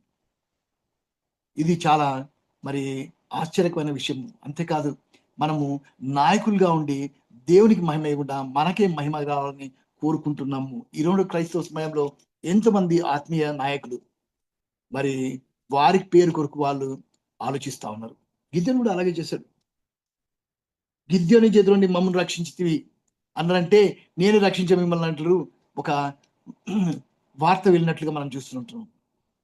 అంతేకాదు గిద్యోను ఏమంటున్నాడు అంటే, వాళ్ళను మీ దోపుడు సొమ్ములోంచి పోగులు నాకీయుడని మనవి చేసుకుంటున్నాడు. ఎందుకు? అది ఏం అవసరం? ధనం కావాలి, బంగారం కావాలి, మీ పోగులు, చెవి పోగులను, ఈ బంగారం అవన్నీ ఇచ్చేసేయండి. అవన్నీ మొత్తం చాలా దోపుడు సొమ్ముల నుంచి వచ్చిన డబ్బు తీసుకుంటే, ఆ బంగారం అంతా తీసుకుంటే మరి దగ్గర 1700 తులాలు మరి వచ్చిందంట ఆ పోగులను. ఆ దాంతో తీసుకొని ఆ బంగారం 1700 తులంలో బంగారం తీసుకొని గిద్యోను దాంతో ఒక ఏఫోదును చేయించుకొని తన పట్టణమైన ఓఫ్రాలు దాని వచ్చారు. ఈ పొరపాట్లు చేస్తూ ఉంటాం నాయకులుగా. ఈ గిద్యోను ఏం చేసిన అంటే మరి అక్కడ ఉండే వాళ్ళందరి దగ్గర నుంచి, ఇశ్రాయేల్ దగ్గర నుంచి దోపుడు సొమ్ములోంచి బంగారం అంతా ఆ పోగులన్నీ నాకేయండి. ఆ పోగులంతా సమకూర్చాడు. దాంతో ఒక ఏఫోదును తయారు చేశాడు. ఏఫోదును తయారు చేస్తే అంటే ఇశ్రాయేల్ అక్కడికి పోయి దాన్ని అనుసరించి వ్యభిచారులేరి వాళ్ళకి నుంచి దేవుని ఆలయం పోవడం మర్చిపోయారు, బలుర్పించడం మారిపోయారు. వీళ్ళకు ఈ ఏఫోదు ఒక పెద్ద విగ్రహం లాగైపోయింది. వాళ్ళకు దేవుని మర్చిపోయారు, వ్యభిచరించేది ఆత్మీయంగా ఏఫోదుతో వ్యభిచరిస్తా ఉన్నారు, దేవుని స్తుతించకుండా, దేవుని మహింపరచకుండా. ఇశ్రాయేలు అందరూ అక్కడికి పోయి మరి అక్కడ మరి చూసినట్లయితే అక్కడికి పోయి దాన్ని అనుసరించారు. ఇది గిద్యోనుకు అతని ఇంటి వారికి ఉరిగా ఉండెను. గిద్యోనుకు అది ఉరిగా ఉంది, వాళ్ళ ఇంటి వారికి ఉరిగా ఉంది, అక్కడ ఉండే ఇశ్రాయేళ్లకు ఉరిగా ఉంది. దేవుణ్ణి మర్చిపోతే ఎలాగా? నిజమైన దేవుణ్ణి పోయి మరి ఏఫోదును పూజించడానికి మరి ముందుకు వస్తున్నట్టుగా మనం చూస్తున్నాం. దీనికి కారణం గిద్యోనే. మరి గిద్యోను మరి జయించి మరి మిద్యానీయులను జయించిన తర్వాత మరి చేసిన పని ఏంటంటే, అది ఒక గొప్ప పొరపాటు. మనం నాయకులుగా ఎంతమంది పొరపాటు చేస్తా ఉన్నారు. గిద్యోనుడు అలాగే చేశాడు. కానీ అందరూ న్యాయాధిపతులు మరి అణిచివేసిన తర్వాత 40 ఏండ్లు వారు మరి విశ్రాంతితో ఉండేవాళ్ళు, శాంతితో గడిపేవాళ్ళు. కానీ ఇక్కడ ఏమైందంటే గిద్యోనులు గెలిచిన తర్వాత ఇమ్మీడియట్ గా వాళ్ళు చూసినట్లయితే అనుసరించి వ్యభిచారులైరి. అంటే వాళ్ళు దే స్టార్టెడ్ వర్షిపింగ్ ఐడల్స్. ఏఫోద్ అనే విగ్రహాన్ని వాళ్ళు పూజిస్తుంటారు మనం చూస్తాము. ఈ 40 ఏళ్ళు నెమ్మదిగా ఉంది కానీ ఆ 40 ఏళ్ళు కూడా వీళ్ళు వ్యభిచారం చేసినారు ఏఫోద్తో అని దేవుని వాక్యం ఉంది. గిద్యోను చేసిన ఒక పొరపాటు వలన 40 ఏండ్లు వాళ్ళు వ్యభిచారాలుగా జీవిస్తా ఉన్నారు. దేవుని మర్చిపోయి ఏఫోదును పూజిస్తూ ఉంటున్నారు. అంతేకాదు గిద్యోను అనేక భార్యలు ఉన్న కడుపున కన్నా 70 మంది కుమారులు, అనేక భార్యలు. ఒక నాయకుడిగా మరి దేవుడు ఏమంటాడంటే అనేకులు పెళ్లి చేసుకోకూడదు. చూడండి, ద్వితీయోపదేశం 17 చూస్తే తన హృదయం తొలగిపోకున్నట్లు అతడు అనేక స్త్రీలను వివాహం చేసుకోకూడదు. వెండి బంగారం అతడు తన కొరకు బహుగా విస్తరింప చేసుకోకూడదు. రెండు డేంజరే. ఎక్కువ మంది స్త్రీలను వివాహం చేసుకున్నది డేంజరే. ఒక రాజు, ఒక న్యాయాధిపతి, ఒక నాయకుడు ఎక్కువ మందిని వివాహం చేసుకోకూడదు. మరి ఆ ధనము, బంగారము అది ఇంపార్టెంట్ కాదు. ఈ రెండు ఆయన చేసినాడు. బట్ స్టిల్ అంతమంది చేసినాయని. మళ్ళీ అంతేకాదు, ఒక అబీమెలెకు అనే ఎవరు ఉపపత్ని యొక్క కుమారుడు, 70 మంది కుమారులు కాకుండా ఉపపత్ని ఉంచుకొని ఆ తర్వాత ఆమె ద్వారా అబీమెలెకు కన్నట్లుగా మనం చూస్తున్నాం. మరి ఇది గిద్యోను యొక్క చరిత్ర. But God is gracious. దేవుడు కృపగల దేవుడు. ఆయన పేరు ఇటువంటి పొరపాట్లు చేసినా కానీ మరి విశ్వాస వీరులు ఆయన పేరుకి చేయడు. అది దేవుని యొక్క గొప్పతనం. ఈ దేవుని యొక్క గొప్పతనం కాదు. మనం నాయకులుగా ఎవరిని పొరపాట్లు చేసినా మనల్ని క్షమించి మళ్ళా మనల్ని విశ్వాసులు దాంట్లో కూర్చోపెడతాడు. దేవుడు గొప్ప దేవుడు, మన దేవుడు ప్రేమ దేవుడు. మరి ఈ విషయంలో ఇంకా చూసినట్లయితే 34 వచనంలో మరలా బయలును అనుసరించి వ్యభిచారులై బలితో తమకు దేవుడికి చేసుకుంటుంది. గిద్యోను యెరుబ్బయలు ఇశ్రాయేలుకు చేసిన ఉపకారం అంతా మరచి తన ఇంటి వారికి ఉపకారం చేయక మరచిపోయి. Sin of ఇంగ్రాటిట్యూడ్. దేవుడు మనకు మేలు చేసినప్పుడు, మన చుట్టుపక్కల వాళ్ళు మనకు మేలు చేసినప్పుడు మనం కృతజ్ఞతలుగా ఉండాలి. వాళ్ళకు కృతజ్ఞత చెల్లించాలి, థ్యాంక్స్ చెప్పాలి. మనకి దేవుడు ఎన్నోసార్లు మనం మేలు చేస్తుంటాడు, మనం మర్చిపోతుంటాము, కృతజ్ఞత చెప్పము. 10 మంది కుష్ఠరోగులు బాగానేరు, కానీ ఒక్కడే తిరిగి వచ్చి దేవునికి కృతజ్ఞత చెల్లించాడు. మిగతా వాళ్ళు ఏమైనారు అంటున్నాడు. రోమీయులకు రాసిన పత్రిక 1వ అధ్యాయం 16వ వచనం చూసినట్లయితే మరి దేవుణ్ణి ఎరిగి ఆయన్ను మహింపరచకుండా, ఆయనకు కృతజ్ఞత చెల్లించకుండా వారి వాదం లేదు, వ్యర్థం లేరు అన్నది. కృతజ్ఞత, ingratitude is a sin, the sin of ingratitude. మనకు కూడా దేవుడు ఎన్నో మేలు చేస్తున్నాడు, ప్రతిదినం మేలు చేస్తున్నాడు. మనం ఈరోజు పొద్దున లేచినామంటే, మనల్ని జీవించే వాళ్ళు ఉంచినాడంటే అర్థము we have to be thankful to God. మనం మర్చిపోతున్నామేమో దేవునికి ఇవ్వాల్సిన ప్రాధాన్యత మనం ఇవ్వడం లేదేమో. కాబట్టి ఈ విషయంలో మనము చాలా జాగ్రత్త వహించాలి. గిద్యోను లాంటి పొరపాటు చేయవద్దు. మనం నాయకులుగా ఉన్నప్పుడు ఇంకా మనం చాలా జాగ్రత్త ఉండాలి. అనేక మంది వివాహం చేసుకోవడము, ఏఫోదును తయారు చేయడము, నాకే గొప్ప పేరు రావాలి అనడము. గిద్యోను రక్షించలేదు, దేవుడు రక్షించాడు మిద్యానీయుల నుంచి. మర్చిపోకూడదు. దేవునికి మహిమ రావాలి మన జీవితం ద్వారా, మన ప్రవర్తన ద్వారా. అలాగ ఉండాలని ప్రభు కోరుతున్నాడు. దేవుడు మేము దీవించును గాక. God bless you. Over to brother Sagar. Thank you sir. Pastor గారు అద్భుతమైన ప్రసంగం, అద్భుతమైన సందేశాన్ని ఇచ్చారు. Almighty God alone is our hero, and all our praises and worship should be to God alone, not to our leaders, not to our charismatic leaders. We should not hero worship. We should not hero worship our leaders అని చెప్తూ గిద్యోను యొక్క both sides of the coin, గిద్యోను యొక్క స్వాట్ analysis మీరు చేశారు sir. గిద్యోను యొక్క క్యారెక్టర్లోని జ్యువెల్స్ అన్ని బయటికి తీశారు, వాటిని చక్కగా ప్రజెంట్ చేశారు. అదేవిధంగా అతనిలోని వీక్నెసెస్ను కూడా మీరు చాలా చక్కగా ప్రజెంట్ చేసి చక్కటి హెచ్చరిక ఇచ్చారు సంఘానికి. Thank you very much sir. Sir, we will move to the next question to our advocate గారు. 9వ అధ్యాయంలోని అబీమెలెకు రక్త చరిత్ర నేటి సంఘానికి ఏమి పాఠాలు నేర్పిస్తుంది? 10 నిమిషాలు టైం సార్ మీకు. Thank you very much. Thank you.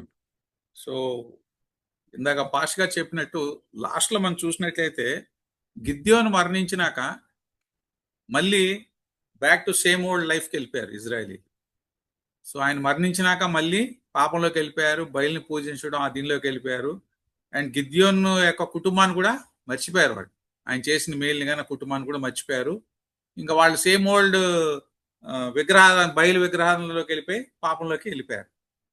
So అప్పుడు ఇందాక పాష్ గారు కూడా చెప్పినట్టు ఆయన ఉపపత్ని కొడుకు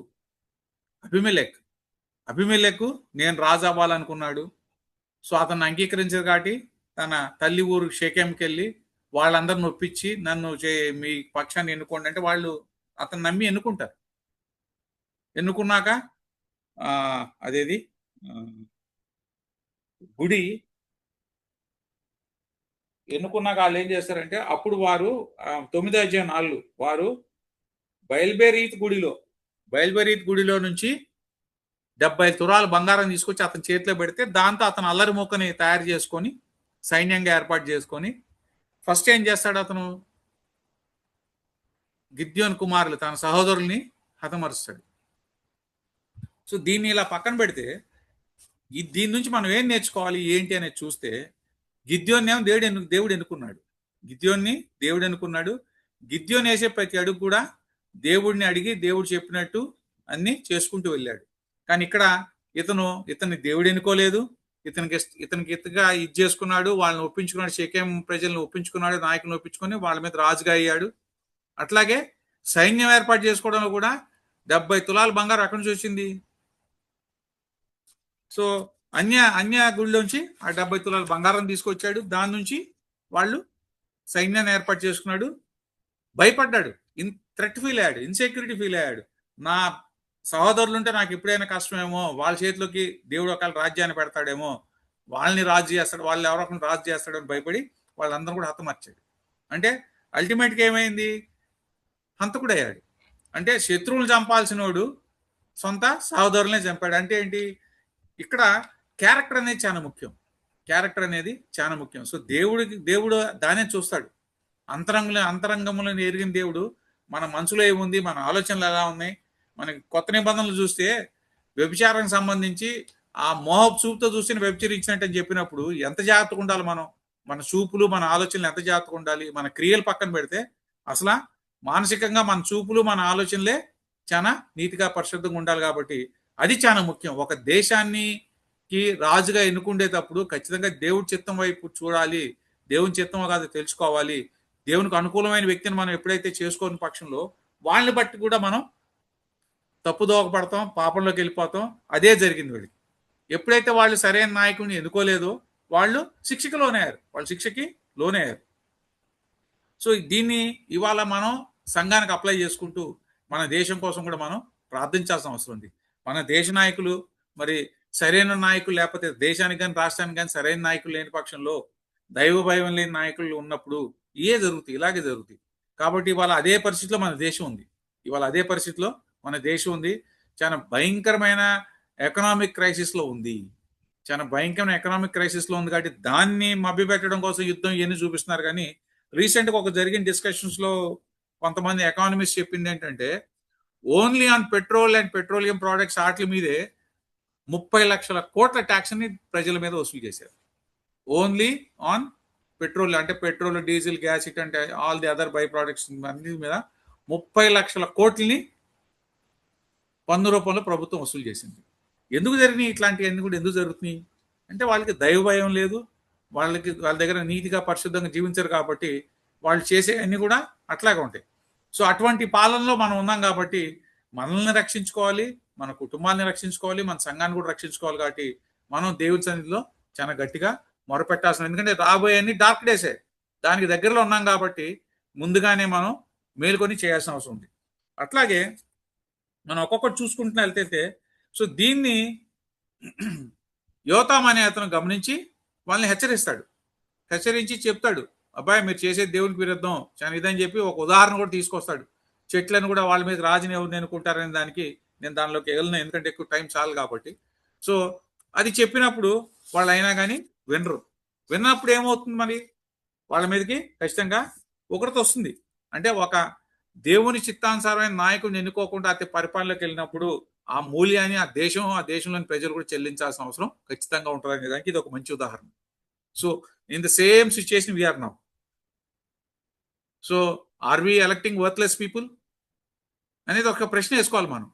అంటే ఇక్కడ మనం ఏం చేయాలంటే దేశ పరిపాలకులు పక్కన పెడితే సంఘ పరిపాలన కూడా మనం చాలా దృష్టి పెట్టాల్సిన అవసరం ఉంది. సంఘ పరిపాలన మీద దృష్టి పెట్టాల్సి ఉంది. సంఘ కాపరత గురించి, సంఘంలో ఎన్నుకునే నాయకుల్ని అందరిని కూడా మనం దృష్టిలో పెట్టుకొని వాళ్ళందరూ కూడా దేవుని చిత్తానుసారమైన వాళ్ళని ఎన్నుకోవాల్సిన అవసరం ఉంది. దేవుని యందు భయభక్తులతో ఉండేవాళ్ళు, మరి ప్రవక్తల గురించి అనేక చోట్ల రాసింది బైబిల్లో, వాటిలోకి నేను వెళ్ళను. సో మంచి వాళ్ళు అంటే మంచి కాపరై ఉండాలి మనకి. మంచి కాపరి మనల్ని సంఘాన్ని చక్కగా నడిపేవాళ్ళు. అంటే అంతకుముందు కూడా నేను ఒకసారి చెప్పాను, వి షుడ్ హ్యావ్ లీడర్స్. అంటే వాళ్ళు ఎవరికి సంఘం కోసం జీవించే వాళ్ళు ఉండాలి, కానీ సంఘం మీద జీవించేవాళ్ళు లేకపోతే సంఘం మీద బతికే కాపర్లు నాయకులు కాదు. సంఘం కోసం జీవించే కాపర్లు, సంఘం కోసం జీవించే నాయకులు కావాలి, కానీ సంఘం మీద జీవించే నాయకులు కాపర్లు కాదు కావాల్సింది అనేది మంచి స్పష్టంగా చేసుకోవాల్సిన అవసరం. సో ఇవన్నీ ఒక్కొక్కటి చూసుకుంటూ వెళ్తే దేవుడు చాలా స్పష్టంగా వాళ్ళని ఏం చేశాడు అక్కడ మనం ఒకసారి చూసినట్లయితే 22:9-24 లాస్ట్ లో చూస్తే దేవుడు అబీమెలెకును షేకెమును షేకెం యజమానులకు వైరము కలుగజేయుటకై వారి మీదకి దురాత్మను పంపెను. అప్పుడు షేకెం యజమానులు అబీమెలెకు వంచిరి. ఎట్లనగా షేకెం యజమానులు కొండ శిఖరము మీద అతని కొరకు మాటుగాండ్ల నుంచి ఆ మార్గమున తమకు సమీపించిన వారిని అందరినీ దోచుకొని అది అబీమెలెకును తెలపడు. సో అంటే వాళ్ళే మళ్ళీ దేవుడే వాళ్ళని ఇది చేయడం కోసం దురాత్మ పంపించాడు, వాళ్ళే దాన్ని ఇది చేశారు. సో మళ్ళీ అదే సిచ్యుయేషన్ మనకు కూడా రాకుండా మనం కూడా చూసుకోవాల్సిన అవసరం ఖచ్చితంగా ఉంది. రెండోది ఏంటంటే ఇక్కడ లాస్ట్ లో మనం కంక్లూజన్ లోకి వచ్చేస్తే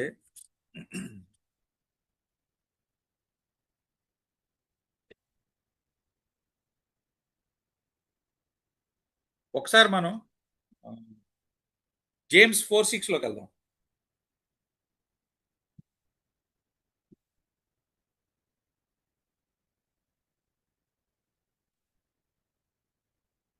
యాకోబు 4:6 చూస్తే, కాదు గాని ఆయన ఎక్కువ కృపనిచ్చును, అందుచేత దేవుడు అహంకారులను ఎదిరించి దీనులకు కృప అనుగ్రహించునని లేఖనం చెప్పుచున్నది. సో ఇక్కడ ఖచ్చితంగా ఆయన అహంకారులు ఎవరైతే అహంకారంగా ఉంటారో, ఎవరైతే గర్వంగా ఉంటారో, దానిలో అహంకారం గర్వం తీసుకుంటే రకరకాల డెఫినేషన్ మనం తీసుకుంటే చాలా పెద్ద స్కోప్ వస్తుంది దానిలో.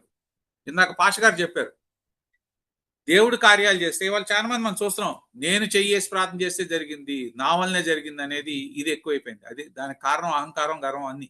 సో అవి చేసేది దేవుడు, కార్యాలు చేసేది నేను కాదు, ఇంకొకరు కాదు, దేవుడు చేస్తాడు ఆ కార్యాలు. సో ఎప్పుడు ఘనత మహిమ అంతా దేవుడికే చేయాలి.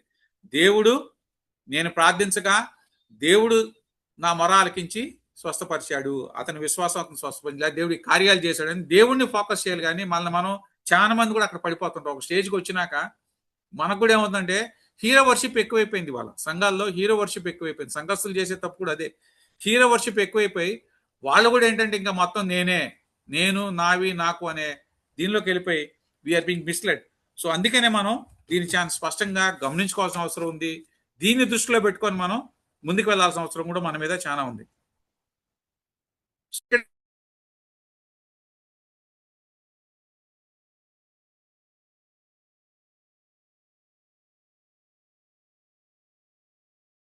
ఒక నాయకుడిగా మనం చేసే పాపాలు దాని ప్రభావం చాలా ఉంటుంది సంఘం మీద, కుటుంబం మీద, సంఘం మీద ఉంటుంది. అంటే మనం చేసే పాపాల వలన కూడా మన పిల్లలు శాపాలకు గురవుతారు, ఏదైనా కావచ్చు అది. సో దానికి రీసెంట్గా మా పాష్ గారు ఒక చిన్న ఎగ్జాంపుల్ చెప్పాడు. ఎప్పుడైతే మనకి ద్వేషం, పగ, ఈర్ష అవి ఉంటాయో వీటి మూలంగా మన పిల్లలు శాపగ్రస్తులు అవుతారు. ఫిట్స్కి కూడా ఒక కారణం అదేంటి చెప్పి ఆయన కొన్ని రిఫరెన్స్లతో చెప్పాడు. సో పిల్లలకి ఫిట్స్ వచ్చిందంటే తండ్రి కానీ తల్లికి కానీ ద్వేషం, పగ, ఈర్ష ఉన్నప్పుడు అవి జరుగుతాయి. కుళ్ళు, ఎస్పెషల్లీ కుళ్ళు. సో ఇవి చాలా చూసుకోవాలి మనం. ఎందుకంటే ఎప్పుడైతే మనలో కుళ్ళు ఉంటుందో లేదా మన పిల్లల్ని మనం ఆ వ్యత్యాసంతో చూస్తామో వాళ్ళ మధ్యన పగ ఈర్ష్య వస్తుంది. యోసేపు మంచి ఎగ్జాంపుల్. యోసేపుని బాగా ప్రేమించాడు, మిగతా చేయలేదు కాబట్టి అన్నదమ్ములకు వచ్చింది. అవన్నీ వెనక్కి వెళ్తే మనకు అవన్నీ కూడా ప్రధాన మూలం అదే. సో అందుకనే వ్యక్తిగత యొక్క మన వ్యక్తిగా అంటే ఒక నాయకుడిగా ఒక బోధకుడిగా మనం ఉన్నప్పుడు మన నిజ జీవితం కూడా చాలా నీతిగా పరిశుద్ధంగా ఉంచాలి. మనం ఖచ్చితంగా దేవుడి చిత్తమో కాదో తెలుసుకొని ముందుకెళ్ళాలి. లేని పక్షంలో ఇదే పరిస్థితి వస్తుంది. అభిమెలెకు వచ్చిన పరిస్థితి, షేకెం ప్రజలకు వచ్చే పరిస్థితి వస్తుంది. కాబట్టి దీన్ని దృష్టిలో పెట్టుకొని మనం అందరం కూడా పాత నిబంధనలో అనేక ఉదాహరణలు ఉన్నాయి, మనకి అనేక ఉదాహరణలు ఉన్నాయి. అవన్నీ దృష్టిలో పెట్టుకొని మరి కొత్త నిబంధనలతో యేసుక్రీస్తు మనకి ఏదైతే చూపించాడో ఆయన మనకి అన్ని చేసి చూపించాడు. ప్రధానంగా మన విశ్వాసం ఏంటి? మనం ఏం చూడలా, మనం ఏం చేయలే, కానీ వాటిని విశ్వసించి మనం ముందుకెళ్తున్నాం. కాబట్టి ఖచ్చితంగా అదే విశ్వాసాన్ని పట్టుకొని మనం ఎక్కడ కూడా మనం ఉడిగ్గా నడవగానే ఏమాత్రం తొలగిపోకుండా మన విశ్వాసాన్ని నీతిగా పరిశుద్ధంగా జీవించే జీవితాన్ని గట్టిగా పట్టుకొని చివరి వరకు మనం వెళ్ళినట్టయితే ఖచ్చితంగా మనం నిత్య జీవితంలోకి వెళ్తాం అనే దీంతో మనం ముందుకు వెళ్ళాలి. మనము, మన కుటుంబ సభ్యులు, మన బంధుమిత్రులు, మన సంఘాన్ని మొత్తం కూడా ఆ దిశగా నడపాలని చెప్పి తెలియపరుస్తూ నేను ముగిస్తున్నాను. Thank you. Thank you Vijay గారు. ప్రజెంట్ ఇండియన్ కాంటెక్స్ట్లో క్రైస్తవ్యాన్ని, క్రైస్తవులను గౌరవించే ప్రభుత్వాలు రావాలని మనం నిత్యం ప్రార్థించాలి అని చెప్పేసి చక్కటి పిలుపునిచ్చారు. Thank you very much. We will move to the fourth and final question to our beloved pastor garu. Sir, kindly explain the relevance of chapter 10 to the modern Christian world. Sir, similarly end the podcast with your prayer and benediction. Thank you very much, sir. Thank you brother Sagar. న్యాయాధిపతులు 10వ అధ్యాయంకి వచ్చాము మనం. 10వ అధ్యాయంలో మరి దేవుడు God has appointed judges. ఇస్సాకారు గోత్రికుడైన తోలాను న్యాయాధిపతిగా నియమించినాడు. God appointed him. అందువలన అక్కడ 23 సంవత్సరాలు న్యాయాధిపతి ఉండి ఎటువంటి రిమార్క్ లేకుండా మరి దేవుని భయభక్తుల్లో పెంచాడు. వాళ్ళని మంచిగా రూల్ చేశాడు. అదేవిధంగా గిలాద్ దేశస్థుడైన యాయీరు, ఈయన న్యాయాధిపతిగా నియమింపబడినాడు బై గాడ్. అంతేకాదు ఈయన 22 సంవత్సరాలు మరి అక్కడ మరి న్యాయాధిపతిగా ఉండి మరి దేవునికి మహిమార్థము జీవించినట్లుగా మనం చూస్తున్నాం. మరి ఇవి అయిపోయిన తర్వాత, ఈ 45 years అయిపోయిన తర్వాత మరి ఇశ్రాయేలు యెహోవాని మరలా దుష్ప్రవర్తనలైరి బ్యాక్ టు ది పెవిలియన్, మళ్ళీ పాపం చేయడానికి రెడీగా అయిపోయారు. ఇంతకుముందు ఏదో బయలుదేవత, అష్టారోత దేవత అని చెప్పేసి వాళ్ళను పూజించేవాళ్ళు. ఈరోజు ప్రజలు ఏమయ్యారంటే మరి మంచి నాయకులు లేకపోతే మరి దేవునికి దూరం అయిపోయి వారికి ఇష్టానుసారంగా చేస్తూ ఉన్నారు. వాళ్ళకు ఒక మంచి బ్యాక్గ్రౌండ్ లేక తల్లిదండ్రులు పిల్లలను మరి వాళ్ళు దేవుని భయంలో పెంచకుండా ఉంటే ఆ తరం వాళ్ళు ఏమవుతారంటే దేవుని ఎరుగని తరం అవుతారని చెప్పేసి దేవుని వాక్యంలో ఉంది. మరి ఇక్కడ చూసినట్లయితే మరి వాళ్ళు ఏం చేశారు? యెహోవాను విసర్జించి ఆయన సేవ మానివేసి యెహోవాని మర్చిపోయిన, విసర్జించారు. They have rejected. విసర్జించడమే కాదు, ఆయన సేవ, ఆయన పరిచర్య మానేసేసి ఈరోజు ఏం చేస్తున్నారంటే బయలుదేవతలు, అష్టారోతులు. ఈ బయలుదేవరు, అష్టారోతులు ఆల్రెడీ చేశారు అను సిరియన్ దేవతలు. నెక్స్ట్ సిదోనియుల దేవతలు, మోయాబీయుల దేవతలు, అమ్మోనియుల దేవతలు, వీరందరినీ పూజించడం వచ్చింది. సో గ్రూప్ ఎక్కువైపోయారు, దేవతలు ఎక్కువైపోయారు. అంటే వీళ్ళు ఇశ్రాయేలు దేవుని బిడ్డలు అందరితో ఫ్రెండ్షిప్ చేశారు, వాళ్ళ బిడ్డలను పెళ్లి చేసుకున్నారు. ఈరోజు వాళ్ళ దేవతలను పూజిస్తా ఉన్నారు. సో విగ్రహారాధన అనేది బాగా ఎక్కువైపోయింది. నాయకులు మరి మంచి ఫౌండేషన్ కూడా వేయలేకపోతా ఉన్నారు. మరి అలాంటి సమయంలో నాయకుడు లేనప్పుడు ఏమైతుందంటే ఇలాంటివి జరుగుతూ ఉంటాయి. అప్పుడు దేవుడు ఏం చేస్తాడంటే 18 సంవత్సరాలు మరి అమోరియా దేశం కాబట్టి ఇశ్రాయేలును 18 సంవత్సరాలు చితగా కొట్టి అణచివేశారు. ఎవరిని? అమ్మోనీయులను వారి చేతికి వారికి అప్పగించారు. నువ్వు పాపం చేస్తే గాడ్ డిసిప్లిన్స్. దేవుడు దయగల దేవుడు, మనం క్షమించేసేటువంటి దేవుడు అండ్ నమ్మకమైన దేవుడు. At the same time he disciplines. నీవు దేవుని మర్చిపోయి వివిధ దేవతలను నువ్వు ఆరాధిస్తూ ఉంటే దేవుడు ఊరుకోడు. అక్కడ ఉండే అమ్మోనీయులకు మరి అమ్మోనీయులకు ఫిలిస్తీన్లు ఈ ఇద్దరు కలిసి, మరి ఫిలిస్తీన్లేమో క్రింద భాగంలో ఉంటారు, అమ్మోనీయులు పైనుంచి, మరి బోత్ సైడ్స్ నుంచి వచ్చి వీళ్ళని సప్రెస్ చేస్తా ఉన్నారు. ఎలాగ సప్రెస్ చేశారంట? చితకగొట్టి అణిచివేశారు. చితకగొట్టం కాదు, అణిచివేశారు. Very horrible. అంటే అంత బాధాకరంగా వాళ్ళని చేస్తారు. ఎన్ని ఇయర్స్? ఇస్రాయల్కు మిక్కిలి శ్రమ, 18 years, 18 సంవత్సరాలు మిక్కిలి శ్రమ, మామూలు శ్రమ కాదు. దేవుని బిడ్డలుగా మనం జీవించకపోతే, మన ఇష్టానుసారంగా జీవిస్తే, దేవుడు గాడ్ విల్ పనిష్. మన దేవుడు మనల్ని డిసిప్లిన్ చేసేవాడు. తండ్రి అనే ఆయన జాలి పడతాడు కుమారుల మీద, మంచిదే. కానీ తండ్రి అనేవాడు శిక్షించకుండా ఉంటాడా? డిసిప్లిన్ చేయకుండా ఉంటాడా? శిక్షించి దగ్గర చేర్చుకుంటాడు. మరి శిక్షించిన తర్వాత యెహోవా దేవునికి మొరపెట్టినారు. దేవుని బిడ్డలు మరి ఈ కష్టాలు వచ్చినప్పుడు, శ్రమలు వచ్చినప్పుడు దేవుని మర్చిపోయినందుకే వచ్చినాయి. మళ్ళీ దేవుని దగ్గర రావాలి. Only God will solve our problem. దేవుడి మనల్ని రక్షించేది ఫైనల్గా. ఎవరు రక్షించలేరు, ఎవరు మనల్ని కాపాడలేరు. సర్వశక్తి అయినటువంటి దేవుడు, ఆయన నమ్ముకొని ఉన్నాం మనం. ఆయన ముందు విశ్వాసం ఉంచాలి. ఆయన ఎందుకు విశ్వాసం ఉంచాలి? నువ్వు తొలగిపోతే మరి ఎవరి మీద ఆధారపడతాను? అందుకని దేవుడు ఏమంటాడంటే, నేను నిన్ను ఇన్నిసార్లు నేను తప్పించాను. ఎక్కడి నుంచి? సిదో నుంచి తప్పించిన, అమాలేకులను తప్పించినాను, మాయోరుల్ని తప్పించాను. నేను తప్పించి ఎన్నోసార్లు రక్షించిన. మళ్ళీ మీరు నన్ను విసర్జించారు. మాటికి విసర్జిస్తూ ఉంటే మరి మీరు దేవతలు పూజించారు కనుక నేను మిమ్మల్ని రక్షింపను. దేవుడు ఫస్ట్ టైం అంటున్నాడు, మీరు ఇన్నిసార్లు చేస్తున్నాను, నేను ఇంకా మిమ్మల్ని రక్షించను అంటున్నాడు. కానీ అప్పుడు మరి రియలైజ్ అయినారు, పశ్చాత్తాపడినారు. చూడండి 16వ వచనం చూస్తే, యెహోవాను సేవింపని తమ మధ్య నుండి అన్ని దేవతలను త్రోసివేయగా ఆయన ఆత్మ ఇశ్రాయేలులో కలిగిన దురవస్థను చూచి సహింపను. మేము పాపం చేసి ఉన్నాము, వీ హావ్ సిన్డ్. ప్రభా, నీకు అగైన్స్ మేము పాపం చేసినాం, నీ దృష్టికి ఏది కనుగో దాని చెప్పిన మాకు చేయము, దయచేసి మమ్మల్ని రక్షించుకొని. మధ్య నుండి వాళ్ళ మధ్యలో ఉన్నటువంటి అన్ని దేవతలను అన్నిటిని పడేసేసారు తొలగింపగా. అప్పుడు దేవుడు ఏమంటున్నాడంటే, అరే వీళ్ళు నిజంగా కష్టపడినారు. దురవస్థను చూసి ఆయన సహింపలేకుండా, ఎంత దయ దేవుడు! మన బాధ, మన దుఃఖం చూసి ఆయన సహింపలేకపోతాడు. ఆయన బాధపడతా ఉన్నాడు. మన దేవుడు అంత గొప్ప ప్రేమ గల దేవుడు. అందుకు దేవునికి స్తుతులు చెల్లించాలి. He has concern for each and every child of God. ఈరోజు యేసుక్రీస్తుని నమ్ముకుంటే నీకు ఏమవుతుందని ఆయన చూసుకుంటాడు. నీకేం కాకూడదని చెప్పేసి ఆయన చూసుకుంటాడు. నిన్ను గురించి ఆలోచించేటువంటి దేవుడు. మరి దేవుడు నమ్మదగిన దేవుడు. మనం పాపం చేస్తూనే ఉంటాం, దేవునికి విరోధం చేస్తాం, రక్షణ పొందిన తర్వాత పాపం చేస్తుంటాం. అయినా కానీ దేవుడు God has given a provision. మొదటి యోహాను రాసిన మొదటి పత్రిక 9వ వచనం చూసినట్లయితే, మన పాపములను మనం ఒప్పుకున్న ఎడల ఆయన నమ్మదగిన వాడును నీతిమంతుడు కనుక మన పాపములను క్షమించి సమస్త దుర్నీతి నుంచి మనల్ని పవిత్రం చేయను. God has promised. నువ్వు ఎటువంటి పాపం చేయ, ఎంత పాపి అయినా యేసు చేర్చుకొని నేను పాట పాడతాం. ఎటువంటి పాపం చేసిన మనల్ని క్షమించి సమస్త దుర్నించి మనల్ని పవిత్రుగా చేసేటువంటి దేవుడు. యేసే రక్తం మనల్ని పవిత్రంగా చేసే రక్తం. యేసే నీ కొరకు నా కొరకు ప్రాణం పెట్టాడు. ఈరోజు మన పాపంలో ఒప్పుకోవాలి, ఆయన రక్తంలో కడగబడాలి.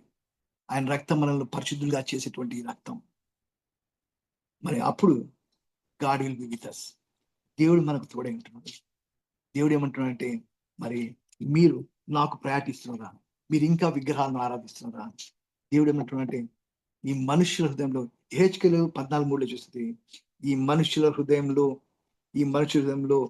విగ్రహాలను పెట్టుకొని మరి ద్రోహం పుట్టించుచు, దోషం పుట్టించుచు, మరి అభ్యంతరం కలిగజేస్తా ఉన్నాను. దోషం పుట్టిస్తాను. బికాస్ ద ఐడల్స్ ఎక్కడో బయట లేవు, ఇన్ అవర్ హార్ట్. మనం దేవుని కంటే ఎక్కువ ప్రాధాన్యత ఇస్తే అదే ఒక దేవత, అదే ఐడోలాట్రీ. ఈరోజు మన హృదయంలో తల్లిదండ్రులు వాళ్ళు మన ఉంటే, దేవుని కంటే తల్లిదండ్రులు ప్రేమించి మన కుమార్తె ప్రేమిస్తే వాళ్ళని మరి దేవుడు ఏమంటాడంటే, నాకు పాత్రుడు కాడంటున్నాడు. మత్తయి 10:37 చూస్తుంటే, తండ్రినైనా తల్లినైనా కుమారునైనా నాకంటే ఎక్కువ ప్రేమిస్తే నాకు పాత్రుడు కాడు. నో. అండ్ ఆ ఐడల్ మన హృదయం నుంచి తీసివేయాలి. మరి కొలసీలు రాసిన 3వ అధ్యాయం 5వ వచనం చూసినట్టు క్లియర్ ఉంటుంది. భూమి మీద మరి మీ అవయములను, ఏం అవయవం అంటే జారత్వము, అపవిత్రత, మరి కామాతురత, దురాశ, విగ్రహారాధన అయినటువంటి ధనాపేక్షను చంపివేయడం. విగ్రహారాధన, ధనాపేక్ష. ఈరోజు ధనం గురించి ఆలోచిస్తున్నాం నాయకులు. ధనము ధనము ధనం అని చెప్పేసి ఏదో విధంగా మనం డబ్బులు సంపాదించాలి. ఎవ్రీ పరిచర్య మినిస్ట్రీని ఒక బిజినెస్ గా చేస్తా ఉన్నాం మనం. ధనాపేక్షను చంపివేసేయాలి. దేవుని బిడ్డలుగా మనం ఆర్ వి డూయింగ్ దాట్? మన విగ్రహాలను తీసివేయాలి. డోంట్ గివ్ ఇంపార్టెన్స్ టు సిరి. ధనంకి ఇవ్వకూడదు ఇంపార్టెన్స్. నువ్వు ధనంకి ఇంపార్టెన్స్ ఇస్తున్నావా, దేవునికి ఇంపార్టెన్స్ ఇస్తున్నావా? టెస్ట్ చేసుకోవాలి. సమ్ టైమ్స్ మనము తప్పిపోతా ఉన్నాం. దేవునికి ఇవ్వాల్సిన ఇంపార్టెన్స్ ఇవ్వకుండా ధనంకి ఇస్తున్నామేమో చూడాలి మనం. దేవుడు ఒకటే ఒక ఆజ్ఞ, ముఖ్యమైన ఆజ్ఞ తెలుసా? మత్తయి 22వ అధ్యాయం 37వ వచనం చూసినట్టే, నీ పూర్ణ హృదయంతో, నీ పూర్ణ ఆత్మతో, నీ పూర్ణ మనసుతో నీ దేవుడైన ప్రభువును ప్రేమించాలి. Are you loving God? ఇంకా ధనం కావాలి, బంగారం కావాలి, ఇంకా నేను అది చేయాలి, ఇది చేయాలి, నాకు పదవి కావాలి, నాకు అందరిలో నన్ను నాయకుడిగా పిలువబడాలి అని అనుకుంటున్నావా? మనల్ని మనం సరి చేసుకోవాలి. మనం నిజంగా ప్రభువును ప్రేమిస్తున్నామా? Are we really loving? Are we worshipping idols? ఇంకా మన హృదయంలో ఇంకా ఐడల్స్ ఉంటున్నాయా లేదా? మనం ఒకసారి చెక్ చేసుకోవాలా. ఇంకా ఐడల్స్ ఉంటే తీసేసుకుందాం. మన దేవుడు నమ్మదగినడు, విశ్వాసయోగ్యుడు. మన పాపంను క్షమించి మనం పవిత్రుగా చేసేటువంటి గొప్ప దేవుడు మనకు ఉండగా why you are going back?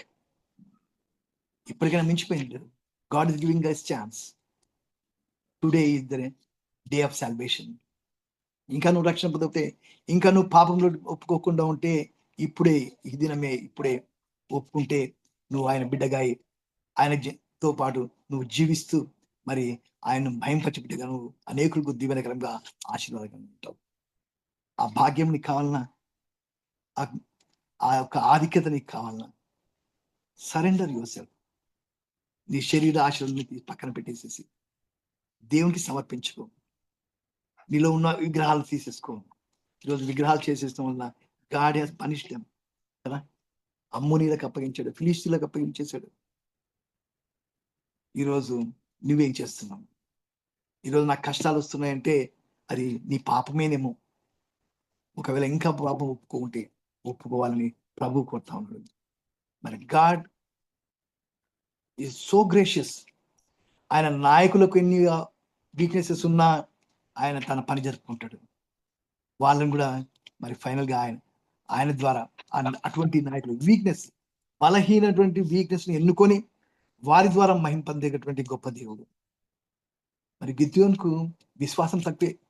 నాకు ఆ గుర్తులు చూపించు, ఈ గుర్తులు చూపించమంటా ఉన్నాడు. ప్రవక్తతో పంపించాడు. నేను మిమ్మల్ని ఐగుప్తు నుంచి తీసుకొచ్చిన, నేను మిమ్మల్ని కాపాడిన, నేను మిమ్మల్ని తీసుకొచ్చిన, నేను కొత్త దేశంలో ప్రవేశపెట్టిన, ఇవన్నీ దేవుడు చెప్తా ఉంటే ఎందుకు ఈ బాధలన్నీ వచ్చినాయి మాకు? దేవుడు నిజంగా ఉంటే మాకెన్ని బాధలు వచ్చాయి? ఏంజల్ ఆఫ్ ది లార్డ్ తో చెప్తా ఉంటాడు. బాధాకరమైన విషయం. Don't you know? మీరు అమోరియల్ దేవతలు పూజించడం వల్ల మీకు కష్టాలు వచ్చినాయి తెలియదా? హి నోస్. కానీ మళ్ళీ దేవుడు అడుగుతాం, కన్ఫర్మ్ కావాలి. అప్పుడప్పుడు మనం అవిశ్వాసంగా ఉంటాం. But still God is so patient with you. He deals patiently with you. దేవుడు మరి అన్ని అడిగినా కానీ అన్ని సూచనలు నెరవేర్చాడు, వెనక్కిపోలేదు. Is so patient in dealing the leaders of our nation. కాబట్టి దేవుడు గొప్ప దేవుడు, దేవుడు కృప కలిగినటువంటి దేవుడు, దేవుడు ప్రేమ కలిగినటువంటి. కాబట్టి ఆయన యందు విశ్వాసం చాలా. నీకున్న హృదయంలో ఉన్నటువంటి విగ్రహాలన్నీ తీసిపరిచి మరి ఆయనకు ప్రయారిటీ ఇవ్వాలా. Are we giving that? ఈరోజు నువ్వు నేను దేవునికి ప్రాధాన్యత ఇచ్చే బిడ్డలుగా ఉంటున్నామా లేదా? ఒకసారి చెక్ చేసుకుందామా? ఒకసారి పరిశీలన చేసుకుందామా? లేకపోతే దేవుని దగ్గర ఒప్పుకుందాం, మన పాపాలను ఒప్పుకుందాం. God will bless you. God bless you. చిన్న ప్రార్థన చేసుకుందాం. ప్రేమలు మాత్రం దయగల నాయన, ఈ వాక్యం ద్వారా ఈరోజు మాతో మాట్లాడినారు ప్రభా. నాయన మమ్మ బలపరిచినందుకు నీకు వందనాలు నాయన. ఈ వాక్యం ద్వారా ప్రభా మా పాపంలో నీ బిడ్డగా ఉండి అనేక విగ్రహాలను మేము తీసివేసి, మా హృదయం నుంచి తీసివేసి నిన్ను మహింపరిచే బిడ్డలుగా నాయన ప్రభా ఆయత్తపరచమని వేడుకొంచున్నాం తండ్రి. వింటున్న ప్రతి శ్రోతం దీవించండి నాయన ప్రభా. నాయన ఈ జడ్జెస్, న్యాయాధిపతుల ద్వారా ప్రభా నాయన మాకు ఎటువంటి నాయకులు నేను ప్రభా, మీరు నాయన ప్రభా, నాయకుల్లో పొరపాట్లు ఉన్నాయి కానీ మీలో పొరపాటు లేదు నాయన ప్రభా. పరిశుద్ధమైన దేవుడు, యు ఆర్ సపరేట్ లాడ్ ప్రభా. మేము నిన్ను మాదిరిగా ఉంచి ముందుకు సాగుటకు నాయన ప్రభా, నిన్ను మేము ఇతరులకు చూపించుటకు నీ కృప మా అందరికి దయచేయమని నీకు స్తుతులు చెల్లిస్తూ మా ప్రభువుని రక్షకుడైన యేసు క్రీస్తు పేట ప్రార్థించి అడిగి వేడుకొంచున్నాం తండ్రి. ఆమేన్. ఆమేన్. మన పరమ తండ్రి అయిన దేవుని యొక్క ప్రేమయు, మన ప్రభువుని రక్షకుడైన యేసు క్రీస్తు కృపయు, పరిశుద్ధాత్మ దేవుని అన్య శాసము చేరిన మనకందరూ వింటున్న ప్రతి శ్రోతకు ఇప్పుడు ఎల్లప్పుడూ సదాకాలం తోడేంటును గాక. ఆమేన్. ఆమేన్. ఆమేన్. ఆమేన్.